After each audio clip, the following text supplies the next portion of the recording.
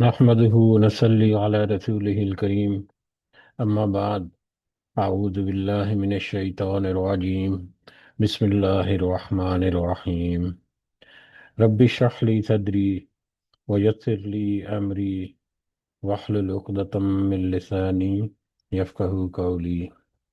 رب يسر ولا تعسر وتمم بالخير اللهم لا سهل إلا ما جعلته سهلا وأنت تجعل الحزن إذا شئت سهلا اللهم انفعنا بما علمتنا وعلمنا ما ينفعنا وزدنا علما آمین یا رب العالمین۔ آج ہم انشاءاللہ اللہ کے خاص فضل و کرم سے، اس کی خاص رحمت و توفیق سے سورۃ النساء کی آیت نمبر 11 سے آنورڈ اپنا سبق دیکھیں گے اور کچھ آیات کو سمجھنے کی کوشش کریں گے۔ سب سے پہلے ہم اسی کی حمد اور اسی کا شکر اور اسی کی تعریف کرتے ہیں جس نے ہمیں یہ وقت اور یہ مہلت عطا فرمائی، جس نے ہمیں یہ وسائل، یہ سہولیات، یہ ضروریات، یہ ٹیکنالوجی، یہ رزق اور بے شمار انعام و اکرام اور فضل و کرم ہمارے اوپر کیا، اور خاص کر جس نے ہمارے دلوں میں یہ ڈالا کہ ہم اس بابرکت کلام کو سمجھنے کی کوشش کریں۔ اللہ تعالیٰ سے دعا ہے کہ اس کوشش میں ہمیں استقامت نصیب فرمائے، اس کی صحیح سمجھ اللہ تعالیٰ ہمیں عطا فرمائے، اس کے ذریعے سے اللہ ہمیں اپنی اور اپنے ساتھیوں کی اصلاح کرنے کی توفیق عطا فرمائے، اور دنیا کے ساتھ ساتھ اللہ ہمیں آخرت کی کامیابی اور بھلائی اور اپنا خاص فضل و کرم ہمارے شامل حال رکھے، آمین یا رب العالمین۔ آگے بڑھنے سے پہلے ہم اپنا کل کا سبق دہراتے ہیں، اس کا ترجمہ، جو کہ آیت نمبر 5 سے لے کر آیت نمبر 10 تک، جس میں اللہ تعالیٰ نے فرمایا کہ بے عقل لوگوں کو اپنا مال نہ دے دو جس مال کو اللہ تعالیٰ نے تمہارے لیے گزران کے قائم رکھنے کا ذریعہ بنایا ہے۔ ہاں، انہیں اس مال میں سے کھلاؤ، پلاؤ، پہناؤ اور اڑاؤ، اور انہیں معقولیت کے ساتھ نرم بات کہو،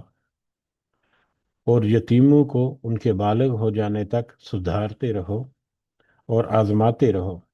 پھر اگر تم ان میں ہوشیاری دیکھو اور حسن تدبیر پاؤ تو انہیں ان کے مال سونپ دو، اور ان کے بڑے ہو جانے کے ڈر سے ان کے مالوں کو جلدی جلدی ہڑپ کرنے، جلدی جلدی فضول خرچیوں میں تباہ نہ کرو۔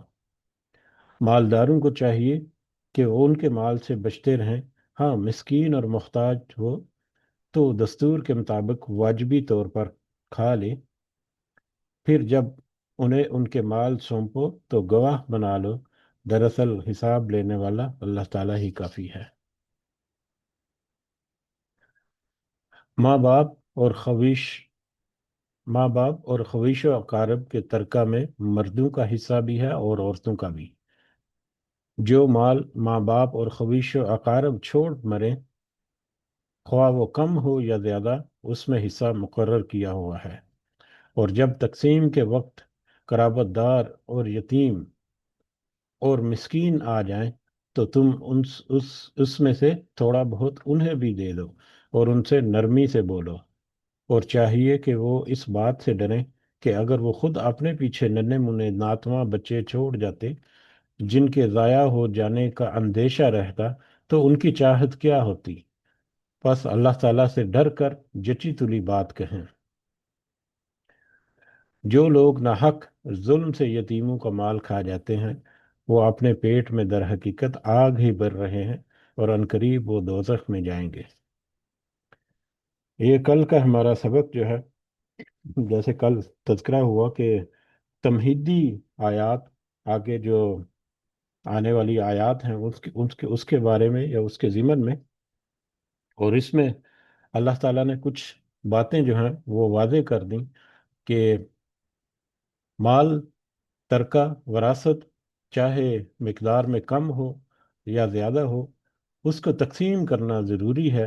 اور اس کی تقسیم میں مرد اور عورت دونوں شامل ہیں، دونوں لازم و ملزوم ہیں، اور اس حصے کے مطابق یا اس ریشو کے مطابق، اس تناسب کے مطابق جو اللہ تعالیٰ نے مقرر کیا ہے، اس کے مطابق وہ مال جو ہے وہ تقسیم کرنا ضروری ہے، اور پھر اس مال کو تقسیم کرنے میں اللہ سے ڈرتے رہنا، اور پھر یتیم کے بارے میں تذکرہ ہوا کہ یتیموں کو ان کے مال کی حفاظت کرنا، اور ان کو ان کا مال ان کی بلوغت تک، ان کے پختہ عمر ہونے تک ان کو واپس لوٹا دینا اور ان کے مال کی حفاظت کرنا، یہ کچھ اضافی نکات جو ہے وہ بھی ہمیں ملے اپنے پچھلے پچھلے سبق میں. تو پچھلے سبق کی تمہید جو ہے وہی اگلے سبق کا پس منظر، یا اگلے سبق کو جاری رکھنے کے لیے ہمارے ذہنوں میں تازہ رہنا چاہیے کہ ترکہ، وراثت، میراث، یا جو چھوڑ کر مرتا ہے کوئی انسان تو اس کے پاس جو وسائل ہیں جو پیچھے رہ جاتے ہیں اس کی تقسیم جو ہے وہ اس کے ورثاء میں ضروری ہے، لازم و ملزوم ہے. تو اس اعتبار سے آگے آنے والی آیات جو ہیں ان کو آیات میراث کہا جاتا ہے، کیونکہ اس میں وراثت کے احکام آئے ہیں جن پر عمل درآمد کرنا ہر ایک پر فرض ہے. یہ آپشنل نہیں، یہ ضروری ہے، فرض ہے، لازم ہے سب کے اوپر کہ جس کے ساتھ بھی یہ معاملہ ہو تو وہ اس معاملے میں انصاف کے ساتھ اللہ تعالیٰ کے حکموں کے مطابق اس کی قائم کردہ حدود کے اندر رکھتے ہوئے اپنے یہ سارے معاملات جو ہیں ان کو سنواریں. ان آیات کے نزول کے بارے میں یہ خاص کر آیت نمبر 11 اور 12 جو ہیں اس میں احکام ہیں، تناسب ہے یا ریشو ہے، یا کس وارث کا کتنا حصہ ہے، اور یا وارث کون کون سے ہیں، اس کے بارے میں تذکرہ ہے آیت نمبر 11 اور 12 میں. اور پھر اس سورہ مبارکہ کی آخری آیت جو ہے وہ پھر اس میں جو کچھ باقی ورثاء جو ہیں ان کا تذکرہ کرتی ہیں. تو ان آیات کے نزول کے بارے میں کچھ احادیث جو ہیں، دو احادیث کا یہاں پر ہمیں تذکرہ جو ہے وہ کرتے ہیں. ایک پہلی حدیث جو ہے وہ صحیح مسلم اور صحیح بخاری سے ہے، جو کہ حضرت جابر بن عبداللہ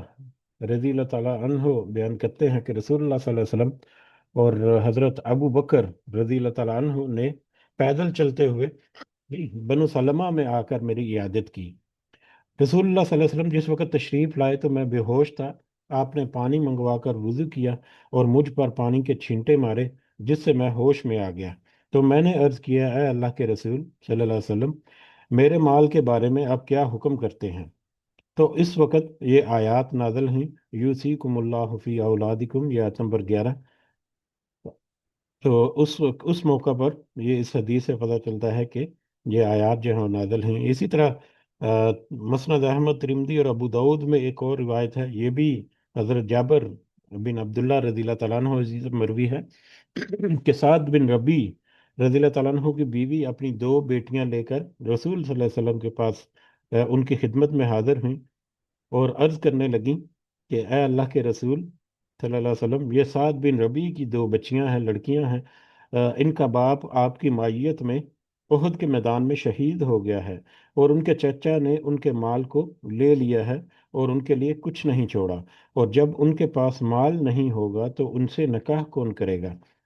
تو سیدنا جابر رضی اللہ تعالیٰ عنہ کہتے ہیں کہ آپ صلی اللہ علیہ وسلم نے یہ سن کر فرمایا کہ اللہ تعالیٰ اس کا فیصلہ فرما دے گا.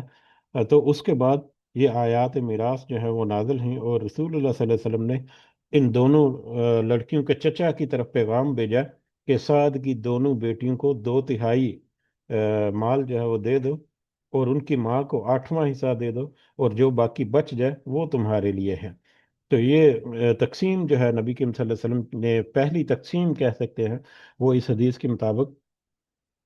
حضرت سعد بن ربی رضی اللہ تعالیٰ عنہ کی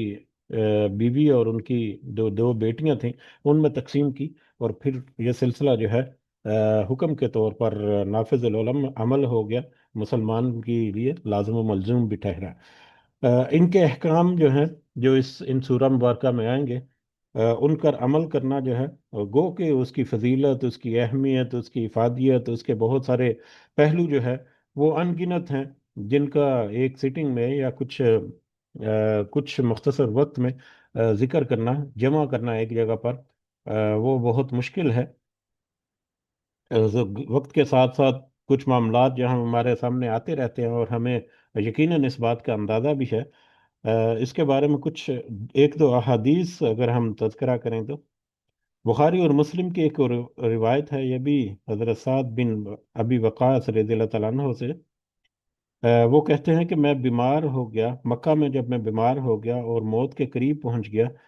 رسول اللہ صلی اللہ علیہ وسلم میری عیادت کے لیے تشریف لائے تو میں نے عرض کی، اے اللہ کے رسول، میرے پاس بہت مال ہے اور میرا کوئی وارث نہیں ہے سوائے ایک بیٹی کے، تو کیا میں اپنا پورا مال اللہ کے نام پر دے دوں؟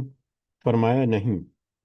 میں نے عرض کی نصف دے دوں؟ فرمایا نہیں۔ میں نے کہا تہائی دے دوں؟ فرمایا تہائی دے دو، لیکن یہ بھی بہت ہے،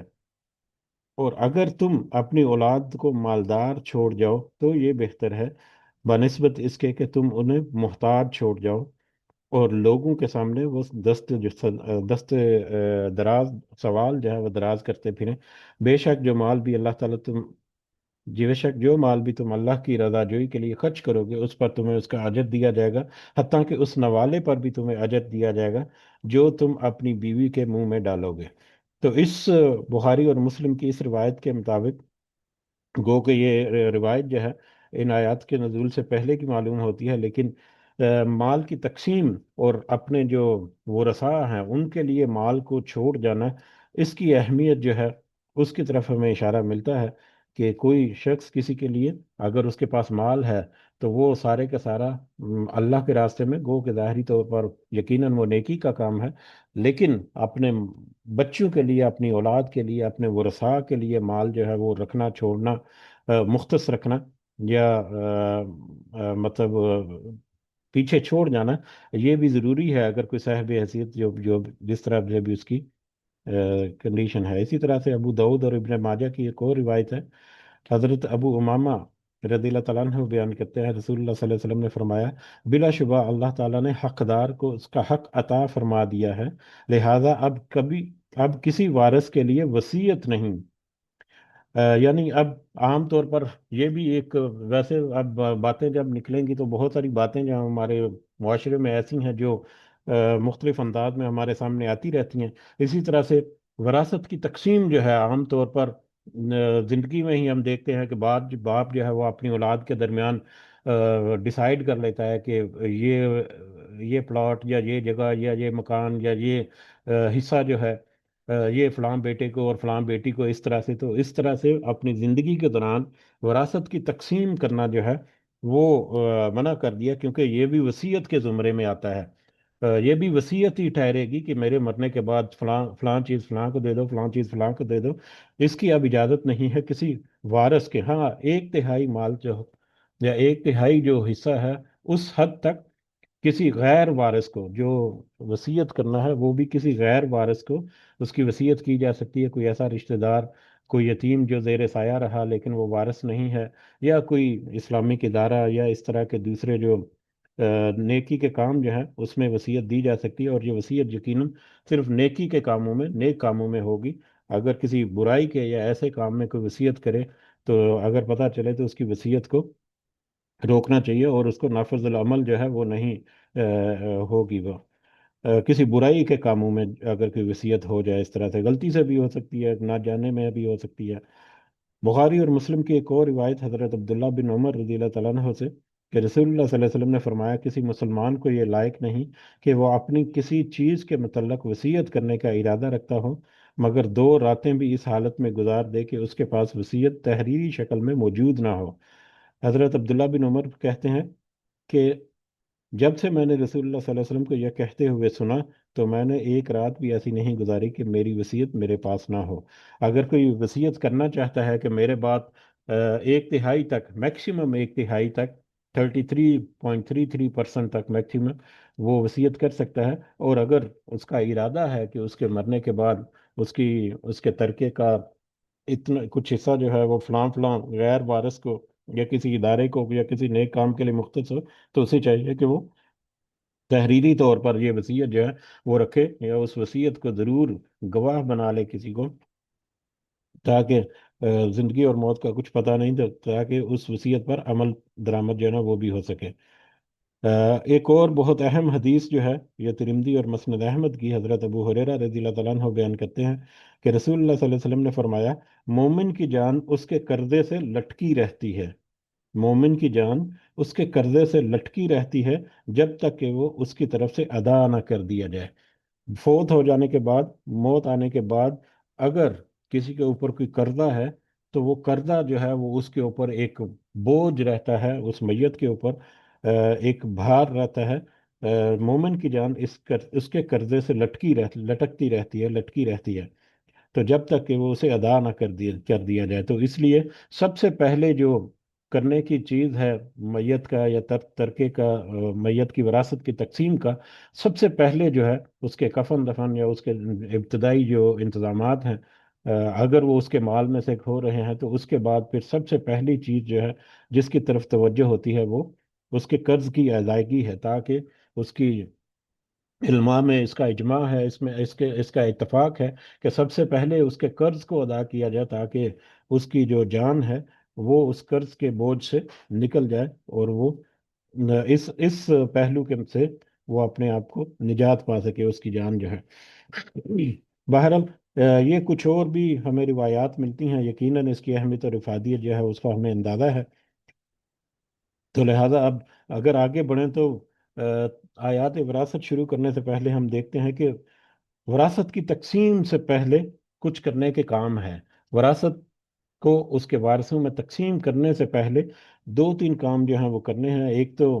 उसके कफन दफन वगैरह जो है, अगर तो उसके माल से वो हो रहा है तो फिर वो उसका इंतज़ाम होगा। उसके बाद सबसे पहले जो है वो कर्ज की अदायगी है, और कर्ज की अदायगी में एक तो वो रकम भी शामिल होती है या माल या वो ड्यूज पेएबल लाइबिलिटीज ऑब्लिगेशंस जो वाजिबुल अदा हैं, उस मैयत के ज़िम्मे वाजिबुल अदा हों। उसके अलावा अगर बीवी का हक महर अदा नहीं किया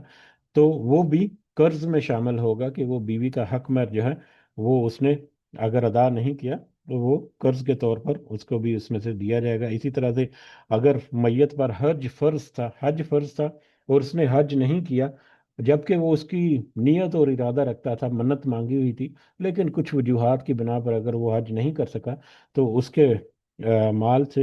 हज बदल जो है उसका इंतज़ाम करना या उसका खर्चा वगैरह जो है वो भी अक्सर उलमा जो है उन्होंने इसको भी कर्ज के तौर पर लाजिम हिस्से जो है उसमें शामिल किया, क्योंकि एक फ़र्ज था उसके ऊपर जो कि वो ज़िंदगी में अदा ना कर सका। उसके बाद हज बदल की शक्ल में एक मुमकिन सूरत हाल है कि उसका हज बदल जो है वो किया जा सके, वो भी इस्तात और ताकत के मुताबिक यकीनन, क्योंकि ये भी एक बड़ा एक्सपेंसिव काम होता है। और इसी तरह से दूसरे नंबर पर फिर वसीयत की अदायगी है। कर्ज की अदायगी के बाद वसीयत पर अमल दरामद करना, कि अगर उसने फौत होने से पहले किसी नेक काम के लिए या किसी गैर वारिस के लिए मैक्सिमम एक तिहाई तक अगर कोई वसीयत कर रखी है, तो उस वसीयत के मुताबिक उस माल को या उस जायदाद को या उस तरके को तकसीम करना, उस वसीयत को पूरा करना, ये फिर दूसरे नंबर पर है। और फिर तीसरे नंबर पर कर्ज और वसीयत की अदायगी के बाद फिर मिरास जो है वो उसके हकदारों में तकसीम होगी, उसके वारिसों में तकसीम होगी। और किस तरह तकसीम होगी, ये आयत नंबर 11 और 12 में इसकी डिटेल है। और उसके अलावा भी कुछ और इजाफी डिटेल जो है, तफसीर के अलावा कुछ इजाफी मतलब जो वारिस हैं, या इजाफी कुछ एक दो और भी जो कि अहादीस से हमें पता चलती हैं। तो आयत नंबर 11 और 12 में मिरास की तकसीम की मुकम्मल तफसील मौजूद है। और ये दो आयात अपनी मौजू पर इस कदर जामे और इस कदर वुसअत रखती हैं कि इस्लाम का कानून वरासत इन्हीं दो आयात पर बुनियाद पर खड़ा है, और कई कई जिल्दों पर मुश्तमिल किताबें इन आयात की तशरीह और उनकी अहमियत बयान करने के लिए काफ़ी नहीं होती। लिहाजा सबसे पहले तो हमारी एक माजूरी समझें कि एक वक्त की जो महदूद वक्त होने की वजह से और ख़ासकर इल्म की कमज़ोरी की वजह से बहुत ज़्यादा मतलब दस्तरस नहीं है मेरे मेरे पास कि मैं बहुत सारे पहलू को उस गहराई से डीप डाइव करके तज़किरा कर सके। लेकिन उसके बावजूद अल्लाह ताला की तौफीक से हम ये कोशिश करते हैं यहाँ पर। तो एक तो हमारे अपनी कमज़ोरी, उसके बावजूद अल्लाह ताला ने हमें तौफीक दी, अल्लाह ताला का एहसान हमारे ऊपर। उसके अलावा कल जैसा कि हमने तज़किरा किया था कि जब हम इन आयात को देखते हैं तो हमें कुछ कुछ हद तक ऐसे लगता है कि बहुत सारे मामलात, क्योंकि बहुत सारे मामलात जो हैं वो इन्हीं दो आयतों में समेटे हुए हैं, तो इन आयात को देखकर थोड़ी सी कॉम्प्लिकेशन फील होती है। प्रैक्टिकली उसमें कोई कॉम्प्लिकेशन नहीं है, लेकिन जब इन आयात को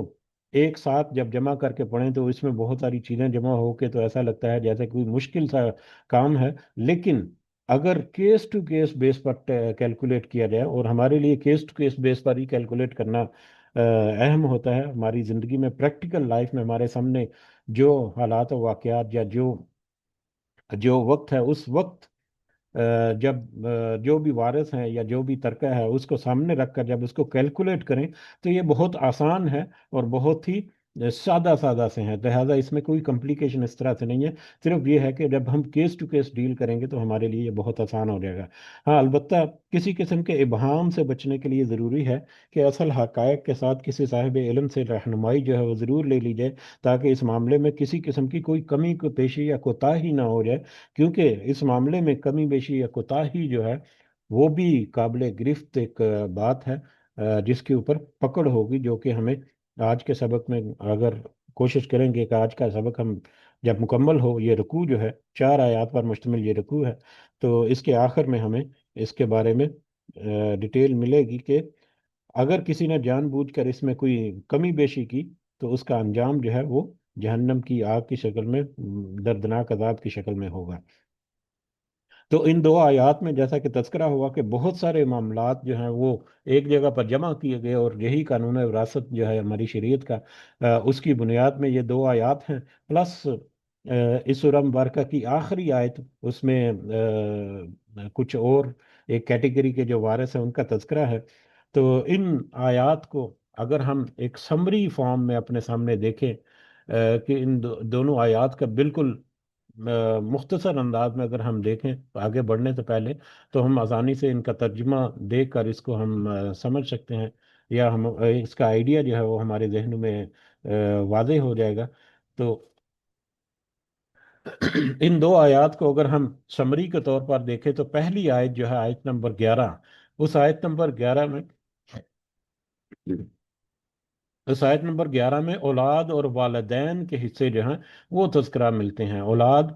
اور والدین، جو فوت ہونے والا شخص ہے چاہے وہ مرد ہے یا عورت ہے، اس کے اولاد اور اس کے والدین کو کیا حصہ ملے گا، کیسے ملے گا، اس کی تقسیم جو ہے وہ کس تناسب سے ہوگی، وہ آیت نمبر 11 میں ملتی ہے، جبکہ آیت نمبر 12 میں زوجین یعنی کہ بیوی بچے، سوری بیوی اور شوہر،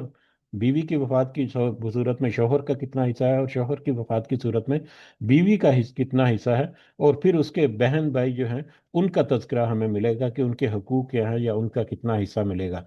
تو آیت نمبر 11 میں سب سے پہلے تو ہم دیکھیں گے کہ بیٹے کا حصہ بیٹی کے برابر 2 برابر ہے، یعنی بیٹے کو بیٹی کا دگنا۔ اس کی بھی بہت ساری حکمتیں ہیں کہ کیونکہ بیٹی جو ہے ایک تو مختلف جگہوں سے تھوڑا تھوڑا حصہ ملتا ہے اسے، جس کی وجہ سے اس کا تناسب جو ہے وہ اچھا ہو جاتا ہے، اوور آل اس کو جو بینیفٹ ہوتا ہے وہ بہتر ہو جاتا ہے۔ اور دوسرا، مرد کے اوپر کچھ ذمہ داریاں ہیں، جب وہ ان ذمہ داریوں کو پورا کرے گا تو یقیناً اس کے لیے اس کو بہت ساری چیزیں جو ہے کمپرومائز کرنی پڑے گی۔ تو ان ساری چیزوں کو سامنے رکھتے ہوئے ہمیں اس میں انصاف نظر آتا ہے کہ مرد کو یا بیٹے کو بیٹی کی نسبت دوگنا جو ہے وہ دیا جائے۔ اور پھر یہ میٹر جو ہے وہ اکثر باقی تقسیم کے جتنے مراحل ہیں ان میں بھی اگر دیکھیں گے تو عام طور پر جو مرد ہے اس کو عورت کا 2 گنا حصہ ہی ملے گا، ماں سوائے چند ایک جگہوں پر جہاں پر صورتحال جو ہے وہ ڈفرینٹ ہے، وہ تھوڑے دور کے رشتہ دار ہوتے ہیں، ان کی تفصیل تھوڑی سی تمہید جو ہے وہ آگے چل کر بھی آ جائے گی۔ اسی طرح سے اسی آیت نمبر 11 میں اگر صرف بیٹیاں ہوں، 2 یا 2 سے زیادہ، تو ایسی صورت میں انہیں 2/3، 2 تہائی حصہ جو ہے ملے گا، باقی 1 تہائی جو ہے باقی دیگر وارثوں میں تقسیم ہوگا۔ اور اگر صرف ایک بیٹی ہو تو اس کا حصہ جو ہے وہ آدھا ہوگا، اور باقی آدھا جو ہے وہ دوسرے وارثوں میں چلا جائے گا۔ اسی طرح سے اگر مرنے والا اولاد چھوڑے ہوئے ہوں اور والدین میں سے، یعنی اس کی والدین بھی ہوں اور اولاد بھی ہو، تو اس صورت میں والدین میں سے ہر ایک کو 1/6 ملے گا، یعنی والدہ کو بھی اور والد کو بھی چھٹا حصہ ملے گا۔ لیکن اگر اس کی اولاد نہ ہو اور صرف والدین وراثت میں ہوں تو ماں کو 1/3 ملے گا، اور باقی 2/3 جو ہے وہ اس کا جو باپ جو ہے اس کو ملے گا، یعنی ماں کا دگنا جو ہے اس کے باپ کو ملے گا۔ اور اگر اس کے بہن بھائی بھی ہوں، یعنی اس کی اولاد نہیں ہے، اور اس کے والدین ہیں اور بہن بھائی بھی ہیں، تو ایسی صورت میں پھر ماں کو 1/6 ملے گا، ماں کو چھٹا حصہ ملے گا۔ ایسی صورت میں باپ کا حصہ جو ہے وہ بڑھ جائے گا، اور اس میں ہمیں لاجک یہ نظر آتی ہے کہ جب باپ کا حصہ بڑھے گا، لیکن ایسی صورت میں بہن بھائیوں کو حصہ نہیں ملے گا۔ تو باپ کا حصہ جب بڑھ جائے گا تو کل کو باپ کے ترکے سے اس کے جو بہن بھائی جو ہیں وہ بھی کچھ نہ کچھ حصہ لیں گے، تو اس اعتبار سے ماں کو تھوڑا سا کم حصہ ملے گا اس کا، اور باپ کو پھر زیادہ حصہ جو ہے وہ ملے گا، 5/6 جو ہے، 5 حصے 6 میں سے۔ تو یہ آیت نمبر 11 ہے۔ اسی طرح سے آیت نمبر 12 کو اگر ہم دیکھیں، جس میں زوجین اور بہن بھائی وغیرہ جو ہے، تو اگر بیوی فوت ہوتی ہے اور اس کی اولاد نہیں ہے تو اس صورت میں شوہر کو آدھا حصہ ملے گا، اور اگر بیوی اولاد کے ساتھ فوت ہوتی ہے تو شوہر کو 1/4 ملے گا۔ اب یہاں پر یہ بھی بڑی حکمت کی بات ہمیں نظر آتی ہے کہ بیوی اگر اولاد کر چھوڑے، میاں اور بیوی دونوں کی مشترک اولاد بھی ہو سکتی ہے اور الگ الگ اولاد بھی ہو سکتی ہے، ہو سکتا ہے وفات کے وقت جو جس خاوند کے پاس ہے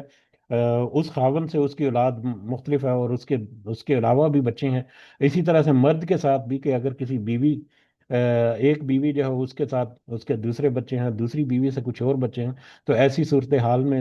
دیکھیں تو اس کی خوبصورتی جو ہے وہ بھی ہمیں ملتی ہے کہ اللہ تعالیٰ نے یہاں پر بتایا کہ اگر بیوی کی اولاد ہے تو شوہر کو کتنا ملے گا، اور اگر بیوی کی اولاد نہیں ہے وہ مرنے والی عورت کی، تو اس صورت میں شوہر کو کتنا ملے گا۔ بہرحال اگر کوئی عورت مرتی ہے اور اس کی اولاد نہیں ہے تو شوہر کو آدھا حصہ ملے گا، اور اگر اس کی اولاد بھی ہے تو شوہر کو 1/4 ملے گا، اور باقی 3/4 جو ہے وہ باقی وارثوں میں تقسیم ہوتا ہے۔ اسی طرح سے شوہر اولاد نہ چھوڑے تو بیوی کو 1/4 ملے گا۔ اگر شوہر کی اولاد ہے اس بیوی سے نہیں ہے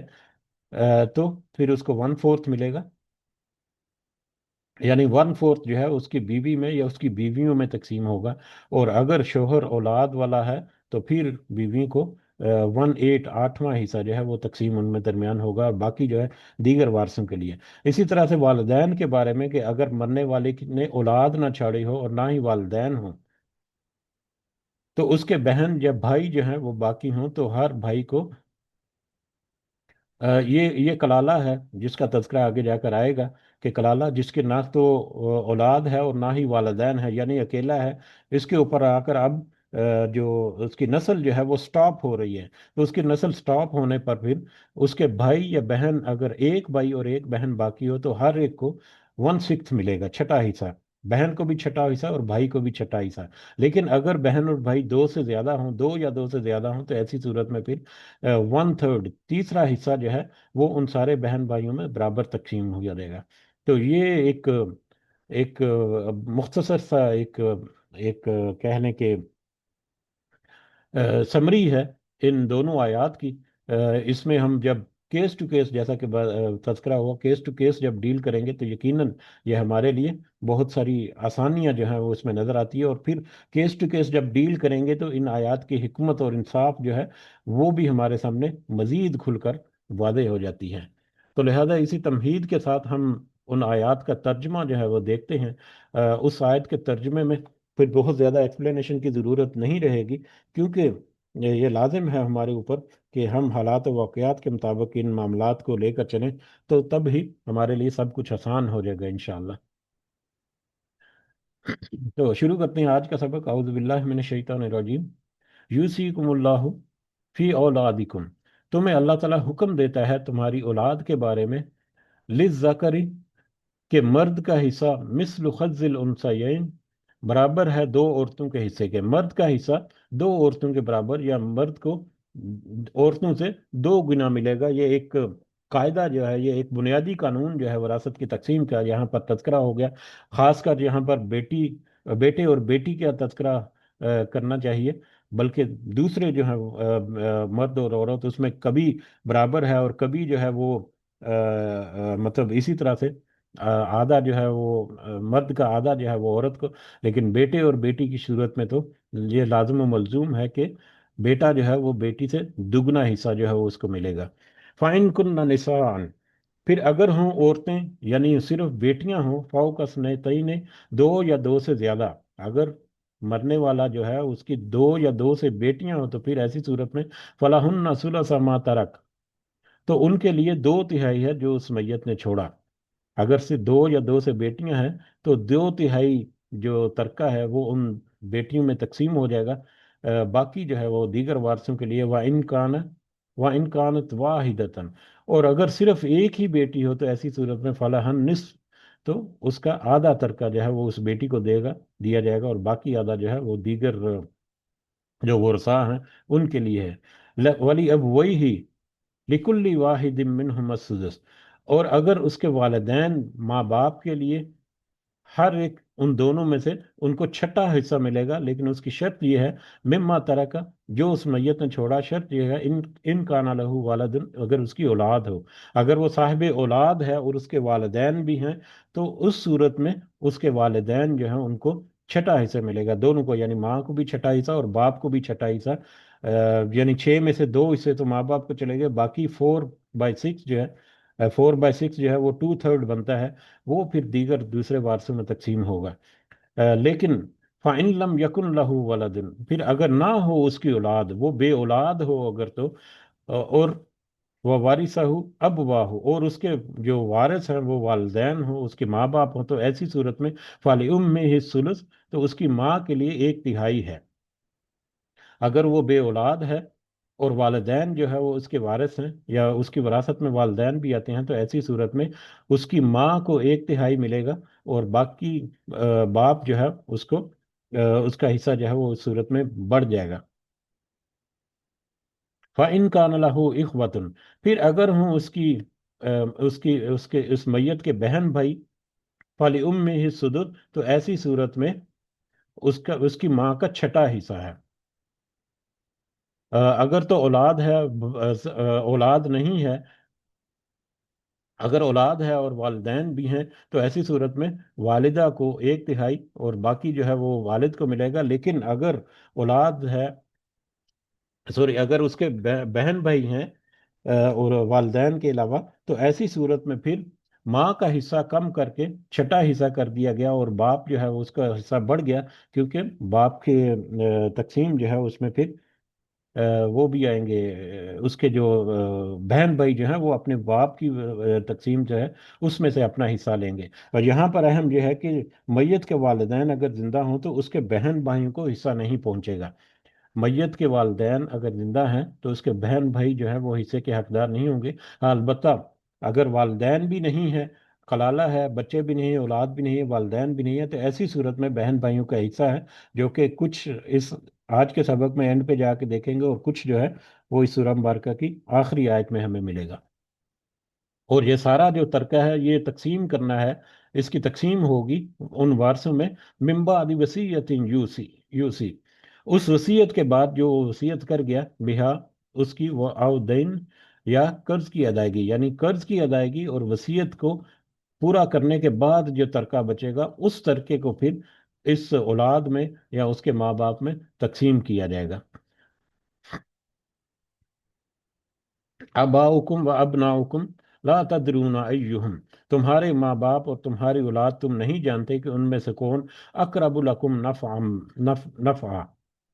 کہ نہیں، تم نہیں جانتے کہ ان میں سے کون زیادہ قریب ہے تمہارے لیے نفع کے لحاظ سے. تمہاری اولاد اور تمہارے والدین کے درمیان یہ جو مال کی تقسیم ہو رہی ہے، تم یہ مت سوچو کہ اب میرے والدین جو ہے بوڑھے ہو چکے ہیں، یا میری اولاد جو ہے وہ نافرمان ہے، یا یہ اس طرح کی کئی باتیں جو ہیں وہ کبھی کبھی ذہنوں میں ہوتی ہیں.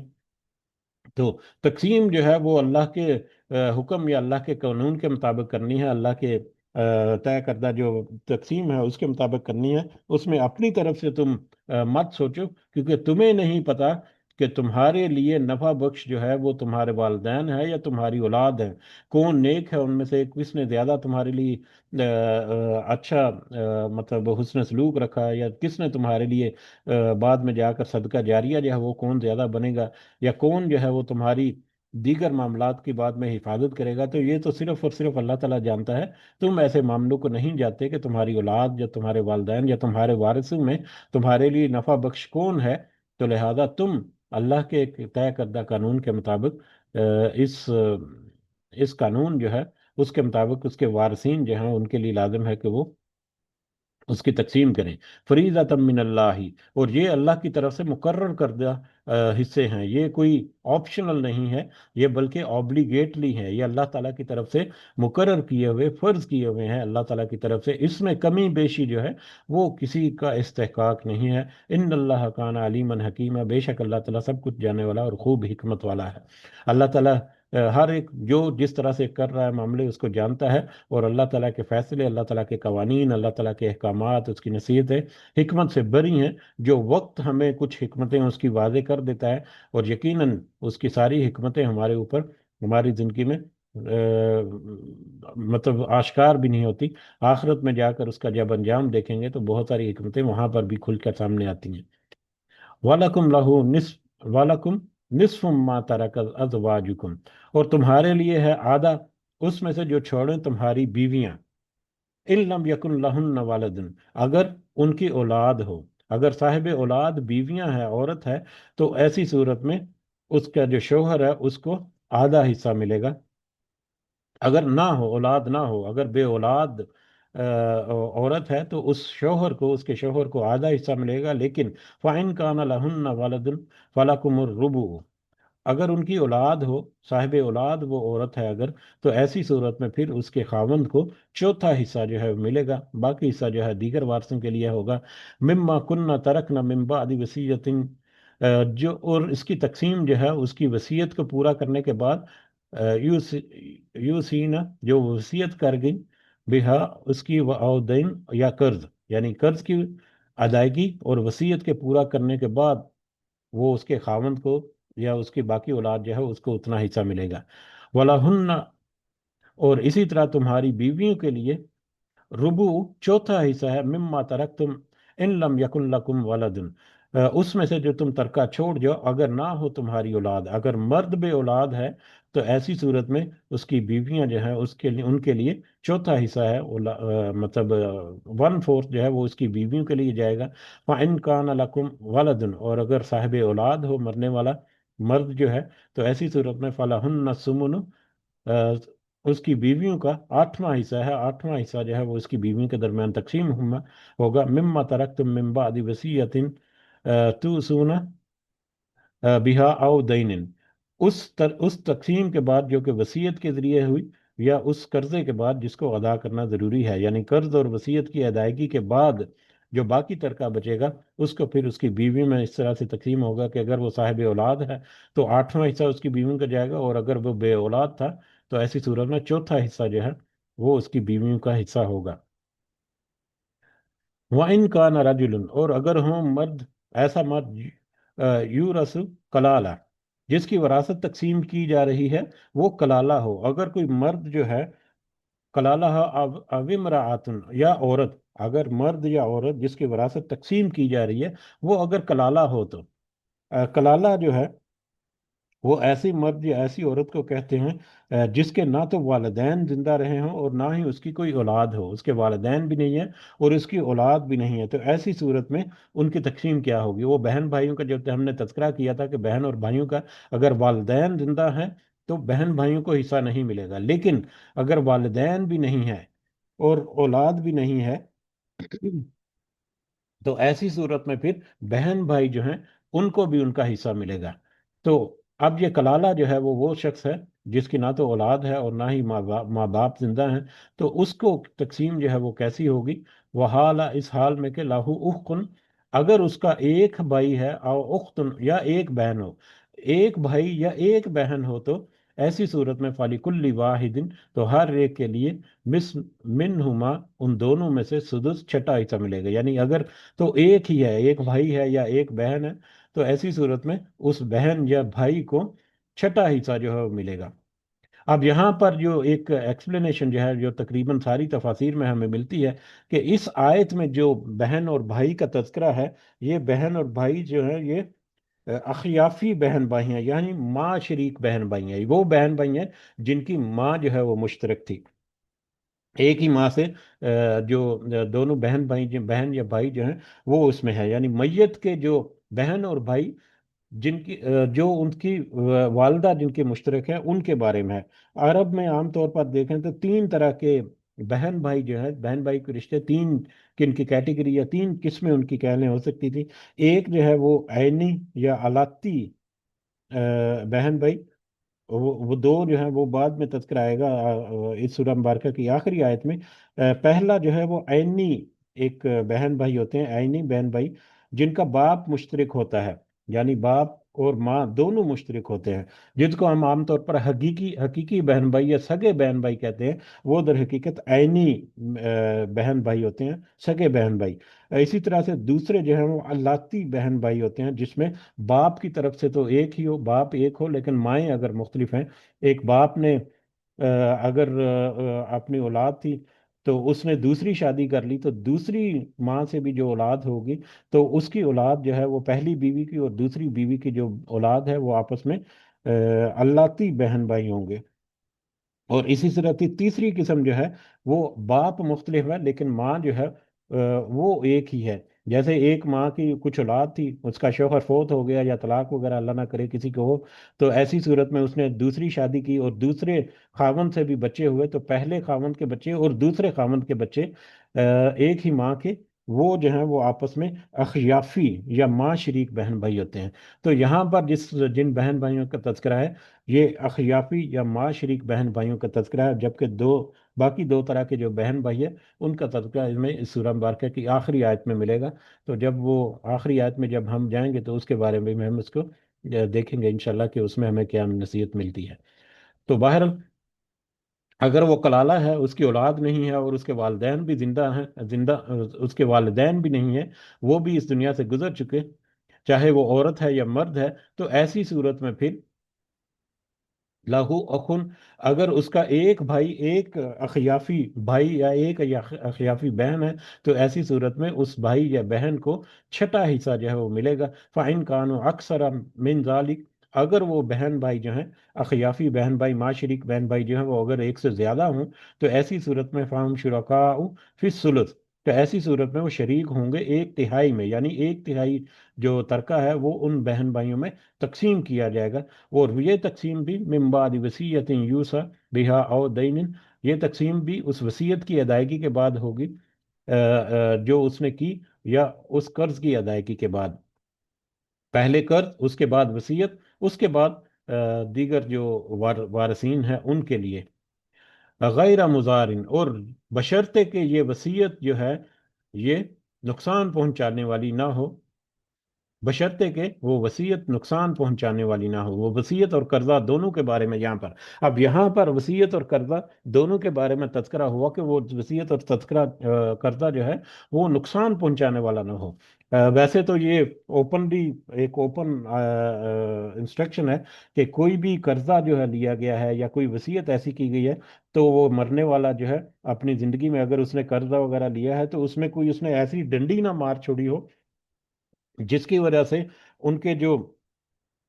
पीछे रहने वाले जो वारिस हैं उनकी हक तलफी होती हो या उनके मामले में कुछ उनको नुकसान होता हो। तो ये भी अब ज़ाहरी तौर पर हम अपने आप को मालिक समझते हैं, लेकिन हमें अपना जो तरका है उसके बारे में ये भी सोचना है कि कल को हमारे वारसीन जो हैं उनके हक में किसी तरह के कोई नुकसान ना हो। और ऐसी बहुत सारी सूरतें जो हैं वो निकल सकती हैं। अपना खासकर अगर मिसाल के तौर पर उसकी औलाद नहीं है, तो औलाद ना होने की सूरत में वो सोचता है कि मेरे पास ये जायदाद है, मैं इसको किसी ऐसे इदारे को दे जाता हूँ जो बाद में जो है वो मेरे लिए अजर जो है बढ़ता रहेगा। नहीं, वो इदारे को देना है तो वन थर्ड से ज्यादा नहीं दे सकते, बाकी जो है वो वारसीन का हिस्सा है, इसमें तुम डंडी नहीं मार सकते। और अगर ऐसा कुछ किया तो यकीनन वो मुजार में नुकसान पहुंचाने वाले में आ जाएगा। इसी तरह से कर्ज के मामले में भी, कि कर्ज जो है वो बेजा ले लिया, ऐसे ही अपने पास वसाइल हैं उसके बावजूद कर्ज जो है वो अपने ऊपर बहुत ज्यादा चढ़ा लिया। और खासकर ये सिचुएशन ऐसी होती है जब अब बे औलाद हो या जब उसको नजर आता हो कि मेरा माल जो है उसका कोई वारिस जो है उस तरह से नजर नहीं आता बराह रास्त, जो करीबी वारिस जो है। तो ऐसी सूरत में ऐसा सोचें जो है इंसान के जहन में आती हैं। तो उन सारी ऐसी सोचों को, ऐसी हरकत को, ऐसे किसी भी मामले को स्टॉप करने के लिए अल्लाह ताला ने यहाँ पर तज़किरा कर दिया कि तुम्हारी वो वसीयत और तुम्हारा वो कर्जा जो है वो किसी को नुकसान पहुंचाने की खातिर ना हो, या उससे किसी को नुकसान भी ना पहुंचता हो। تو ایسے بہت سارے معاملات جو ہیں وہ ہو سکتے ہیں، اور یہ نقصان پہنچانا جو ہے یا قرض وصیت اور قرض کے معاملے میں اس طرح کی ڈنڈی مارنا جو ہے وہ کس قدر خطرناک ہے، اس کی ہمیں مثال جو ہے یا اس کا اندازہ ہے جو ہے ہمیں دو احادیث میں ملتا ہے، ملتی جلتی احادیث ہیں دونوں۔ پہلی حدیث جو ہے وہ ابو داؤد اور ترمذی میں حضرت ابو ہریرہ رضی اللہ تعالیٰ عنہ سے مروی ہے کہ رسول اللہ صلی اللہ علیہ وسلم نے فرمایا، ایک مرد یا عورت 60 سال تک اللہ تعالیٰ کی فرمان برداری کے کام کرتے رہتے ہیں، اور جب انہیں موت آتی ہے تو وہ وصیت میں کمی بیشی کر دیتے ہیں، جس کی وجہ سے ان کے لیے جہنم واجب ہو جاتی ہے۔ اور اس پہ بعد حضرت ابو ہریرہ نے ان آیات کی تلاوت فرمائی، من بعد وصیت یوصی بہا، یعنی یہ آیات جو ہیں ان کی تلاوت کر کے حضرت ابو ہریرہ نے یہ روایت بیان کی کہ نبی کریم صلی اللہ علیہ وسلم نے کہا کہ مرد اور عورت 60 سال تک یعنی زندگی بھر تک انہوں نے نیک کام کیا، لیکن آخرت میں جا کر اپنی وصیت میں گڑبڑ کر دی، جس کی وجہ سے وہ جہنم میں جانے کے مستحق ہو جاتے ہیں، واجب ہو جاتی ہے جہنم ان کے اوپر۔ تو یہ ایک بہت ہی عام سا رویہ ہے ہمارا کہ ہم اپنی ترکہ جو ہے اس کو وصیت کرتے ہیں اپنی زندگی میں۔ پہلے نمبر پر تو کسی وارث میں کوئی وصیت ہی نہیں ہے ترکے کی، اس کو تو اس حدیث میں ہم نے ابھی آج دیکھی ہے اس کے مطابق کسی وارث کے لیے اپنے ترکے میں سے کوئی اب وصیت نہیں کر سکتا، غیر وارث کے لیے کچھ وصیت کر سکتا ہے وہ بھی معروف طریقے سے۔ اور اسی طرح سے قرض کے معاملے میں بھی تھوڑی سی احتیاط رکھنی چاہیے کہ ایسا نہ ہو کہ سارا ترکہ قرض میں ہی نکل جائے اور پیچھے رہنے والے جو ہیں زندگی میں تو بڑا اچھا یہ کاروبار وغیرہ جو ہیں ان میں عام طور پر ایسا ہو سکتا ہے کہ ویسے تو ملینز کا کاروبار ہے، لیکن جب وہ ایسٹ لائبلٹیز جب وہ فائنانشیل شیٹ دیکھی جائے تو وہ ملینز کا پھر اس میں قرضہ بھی نکلا ہے، اور قرضے کی ادائیگی جب ہوگی تو پیچھے مال ہی کچھ نہیں بچا۔ تو اچھا بزنس اچھا کاروبار چل رہا ہے تو اپنے لیے اپنے وارثوں کے لیے ترکہ جو ہے وہ چھوڑنا جو ہے وہ بھی ہمیں احادیث میں اس کی تاکید جو ہے وہ بھی ملتی ہے۔ اسی طرح سے مسند احمد کی ایک اور روایت ہے، حضرت ابو ہریرہ سے مروی ہے یہ بھی کہ رسول اللہ صلی اللہ علیہ وسلم نے فرمایا، ایک شخص 70 سال تک نیکیوں جیسے عمل کرتا ہے، لیکن آخر میں جب وہ وصیت کرتا ہے تو وصیت میں ظلم سے کام کر لیتا ہے، چنانچہ اس کے اس برے کام پر اس کا خاتمہ ہوتا ہے، جس کی وجہ سے یہ جہنم رسید ہو جاتا ہے۔ اسی طرح سے ایک شخص 70 سال تک برے لوگوں جیسے عمل کرتا ہے، لیکن آخر میں اپنی وصیت میں عدل سے کام لیتا ہے، تو اس کے اس نیک عمل پر اس کا خاتمہ ہوتا ہے اور یہ جنت میں داخل ہو جاتا ہے۔ یعنی ساری عمر اس میں برے کام کرتے رہے، لیکن آخر میں آ کر اپنے عمر کے آخری حصے میں، ویسے تو کسی کو اپنے وقت کا پتہ نہیں، لیکن اس نے اپنے آخری حصے میں آخری وقت میں یا آخری دور میں آ کر وصیت کی اپنے کچھ اس طرح سے انصاف سے کام لیا کہ وہ جنت میں جانے کا مستحق ہو جائے گا۔ تو اس سے بھی ہمیں اندازہ ہوتا ہے کہ ان معاملات میں غور و فکر رکھنا اور ان معاملات کو نظر میں رکھنا اور جانچتے رہنا یہ کس طرح سے ہمارے لیے ضروری ہے، بلکہ لازم و ملزوم ہے ہمارے لیے،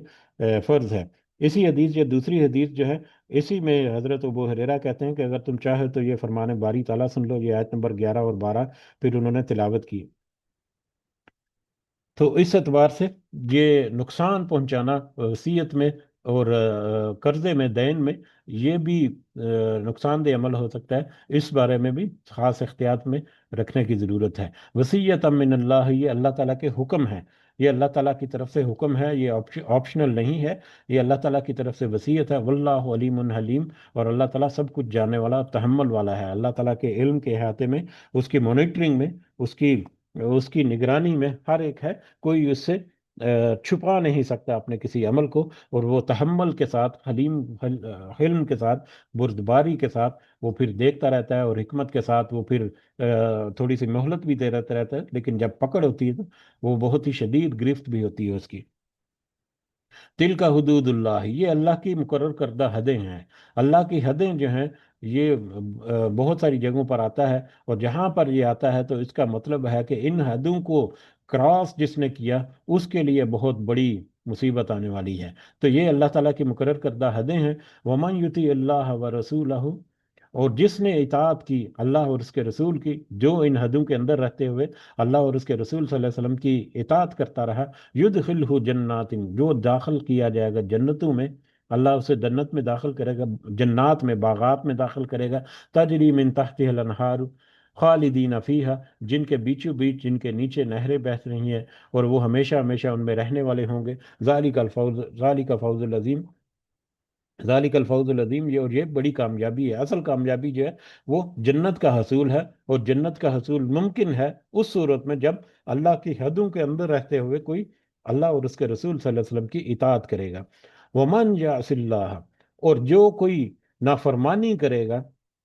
و رسولہ، اللہ کی اور اس کے رسول کی، جو کوئی اللہ اور اس کے رسول صلی اللہ علیہ وسلم کے احکامات کی نافرمانی کرے گا، ان سے روگردانی کرے گا، ان کی مخالفت کرے گا، اس کے الٹا گنگا میں بہنا شروع ہو جائے گا، وَيَتَعَدَّ حدود اللہ، اور وہ تجاوز کرے گا اللہ کی حدود سے، اللہ کی حدود کو پامال کرے گا، تو اس کا انجام کیا ہوگا؟ یدخلہ نارن خالدن فیہا، وہ داخل کرے گا اللہ تعالیٰ اسے آگ میں، جس میں وہ ہمیشہ ہمیشہ رہے گا، وَلَهُمْ وَلَهُ عذاب مہین، اور اس کے لیے رسوا کرنے والا عذاب ہوگا، اور یقیناً وہ عذاب جو ہے وہ رسوا کر دینے والا ہوگا۔ اور یہ آیات کو اگر ہم دیکھیں، یہ عذاب کی آیت کو، تو اکثر آیات کے بارے میں کچھ لوگ جو ہیں وہ گمان کرتے رہتے ہیں، یا کرتے رہتے ہیں، جو تذکرہ کرتے ہیں کہ یہ جہنم کی جو وعید ہے یہ تو کسی مشرک کے لیے ہے، یا کسی عیسائی اور یہودی نان مسلمز وغیرہ کے لیے، اور مسلمانوں کو خام خواہ اس میں فٹ کیا جاتا ہے۔ بطور خاص اللہ تعالیٰ نے ترکے کی تقسیم کے ضمن میں یہ آیات ذکر کی، تو یہ تو براہ راست مسلمانوں کو ہٹ کرتی ہیں، وہ ان لوگوں کو ہٹ کرتی ہیں جو اپنے آپ کو مسلمان کہتے ہیں، کہ اگر وہ انہوں نے ان معاملے میں کچھ ڈنڈی ماری تو ان کو رسوا کرنے والا عذاب جو ہے ان کے لیے تیار کھڑا ہے۔ سنن ابن ماجہ کی ایک روایت ہے، رسول اللہ صلی اللہ علیہ وسلم نے فرمایا، جس شخص نے اپنے وارث کو اس کی میراث کا حق نہ دیا، اللہ تعالیٰ قیامت کے دن اس کا جنت میں سے حصہ کاٹ دے گا۔ جس نے کسی وارث کو اس کا میراث کا حق نہ دیا، تو قیامت کے دن اس کی جنت کا حصہ جو ہے وہ اللہ تعالیٰ کاٹ لیں گے۔ یہ کتنی بڑی وعید اور کتنی بڑی وارننگ ہے، اس کے باوجود ہمارے معاشرے میں، ہمارے ارد گرد اگر ہم دیکھیں تو جائیداد یا ورثے کی تقسیم جو ہے اس میں کس کس طرح سے قدغن کی جاتی ہے، کس کس طرح سے اللہ تعالیٰ کی حدوں کو پامال کیا جاتا ہے۔ اللہ تعالیٰ ہم سب کو ایسی بہت ساری صورتیں جو ہیں، اللہ تعالیٰ ہمیں محفوظ رکھے، اور اللہ تعالیٰ ہمیں توفیق دے رکھے کہ ہم اپنے معاملات کو درست کریں۔ اللہ تعالیٰ ہمیں یہ بھی توفیق رکھے کہ ہمارے جاننے والے چاہنے والے جو ہیں، جن سے ہم محبت کرتے ہیں یا جو ہم سے محبت کرتے ہیں، ان کو بھی تھوڑا سا گائیڈ کرتے رہیں اپنی استطاعت کے مطابق، کہ وہ اپنے معاملات کو بہتر رکھے۔ ان معاملات میں بھی بطور خاص دیگر سارے معاملات بھی یقیناً ہیں اس میں، تو اس میں بہت سارے معاملات جو ہیں وہ ہمارے معاشروں میں ہوتے ہیں، کئی دفعہ غیر شرعی انداز میں جو ترکہ جو ہے اس کی تقسیم کی جاتی ہے، جیسے کہ زندگی میں ہی باپ نے کہہ دیا کہ فلاں پلاٹ یا فلاں مکان جو ہے وہ فلاں کو دے دو، فلاں فلاں کو دے دو۔ ہو سکتا ہے ایک پلاٹ جو ہے اس کی مالیت جو ہے وہ دوسرے پلاٹ سے بہت مختلف ہو، لیکن ایسی صورت میں وہ اپنی زندگی میں، ایک تو اپنی زندگی میں تقسیم نہیں کر سکتا، اور دوسرا اس کی تقسیم میں ناانصافی،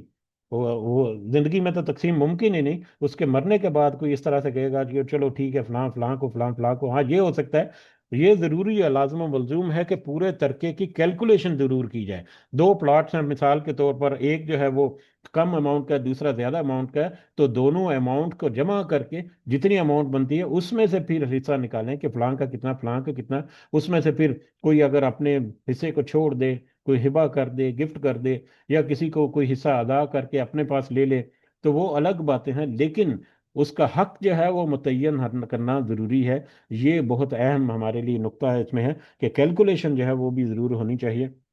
آج کل کے نام نہاد جو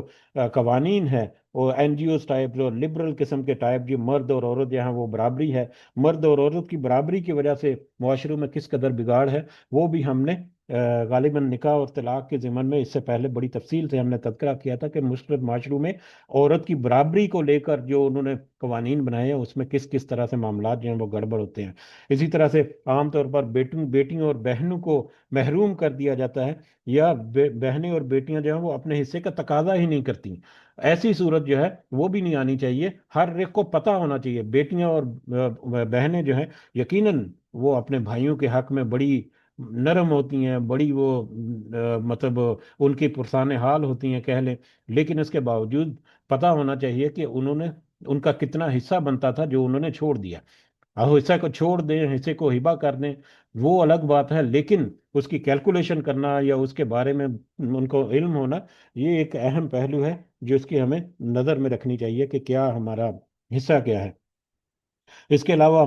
شریعت کا علم جو ہے وہ عام طور پر بہت کم ہوتا ہے، اور ایک سب سے اہم بات جو ہے وہ تقسیم کو مؤخر کر دیا جاتا ہے، ترکے کی جو تقسیم ہے اس کو کئی کئی نسلوں تک وہ تقسیم ہی نہیں کیا جاتا، جس کی وجہ سے بہت ساری کمپلیکیشن ہوتی ہیں۔ ایک بندہ جو ہے وہ فوت ہو گیا، اس کے آگے اولاد تھی، دو تین بہن بھائی تھے، انہوں نے بھی اس کو تقسیم نہیں کیا اس ترکے کو، پھر ان کو اولاد جو ہے ان کی اولاد کی آگے اولاد ہو گئی، تو اب وہ جتنا وہ آگے بڑھتا جائے گا، جتنا وقت گزرتا جائے گا، اتنے وہ معاملات جو ہے وہ کمپلیکیٹڈ ہوتے چلیں گے۔ لہذا اس ترکے کو تقسیم کرنا، وقت کے اوپر تقسیم کرنا، اور حسن سلوک، اچھے اسلوب کے ساتھ تقسیم کرنا، یہ بھی بہت اہم ہمارے لیے ہے، ہمارے ہمارے معاملات کو درست رکھنے کے لیے۔ اور اسی طرح سے وراثت کی غلط تشریح یا غیر شرعی قسم کی کیلکولیشن جو ہے وہ بھی اگر کوئی کرتا ہے، کوئی بہن ہے یا بھائی ہے،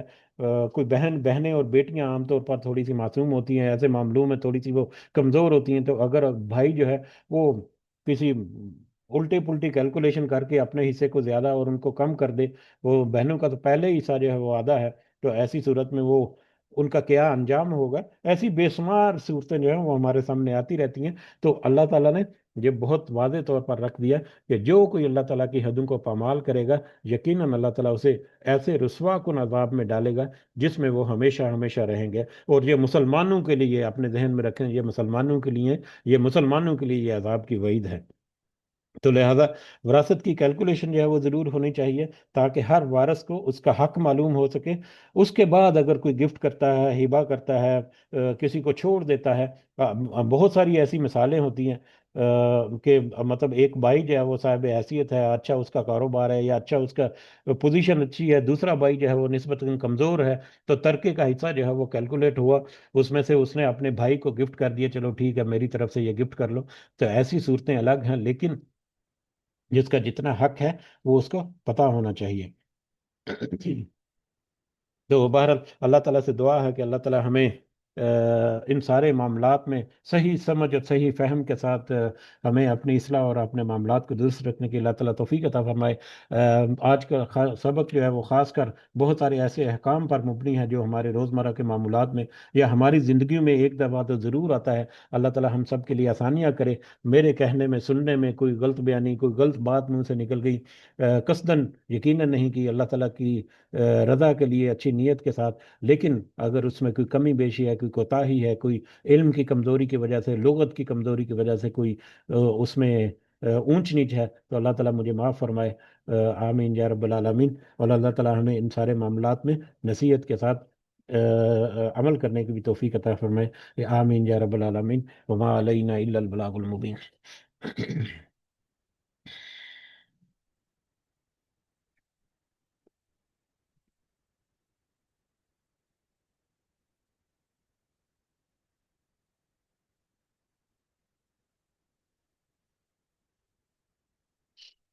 جی، اس کے ساتھ اجازت چاہتے ہیں، دعا میں ضرور یاد رکھیں، اللہ تعالیٰ سب کا حامی و ناصر ہو۔ ہمارے والدین جو اس دنیا میں حیات ہے، اللہ تعالیٰ انہیں صحت سے بھرپور زندگی عطا فرمائے، اور جو اس دنیا سے رخصت ہو گئے ہمارے والدین، بہن بھائی، عزیز و اقارب، سارے مومنین اور مومنات، اللہ تعالیٰ سب کو جنت الفردوس میں اعلیٰ مقام عطا فرمائے۔ ان کی برزخ کی زندگیوں کو اللہ تعالیٰ آسان بنائے، جنت کی کھڑکیاں ان کی برزخ کی قبروں میں کھولے، اور ان کی جنت کی مہک جو ہے وہ ان کو عطا فرمائے ان کی برزخ کی زندگی میں ہی۔ آمین یا رب العالمین۔ رب ارحمہما کما ربیانی صغیرا، رب ارحمہما کما ربیانی صغیرا، رب ارحمہما کما ربیانی صغیرا۔ ربنا آتنا في الدنيا حسنة وفي الآخرة حسنة وقنا عذاب النار. ربنا ظلمنا أنفسنا وإن لم تغفر لنا وترحمنا لنكونن من الخاسرين. ربنا تقبل منا إنك أنت السميع العليم وتب علينا إنك أنت التواب الرحيم. سبحان ربك رب العزة عما يصفون وسلام على المرسلين والحمد لله رب العالمين. سبحانك اللهم وبحمدك نشهد أن لا إله إلا أنت نستغفرك ونتوب إليك. آمين يا رب العالمين. جزاكم الله خيرا كثيرا. السلام علیکم ورحمۃ اللہ وبرکاتہ۔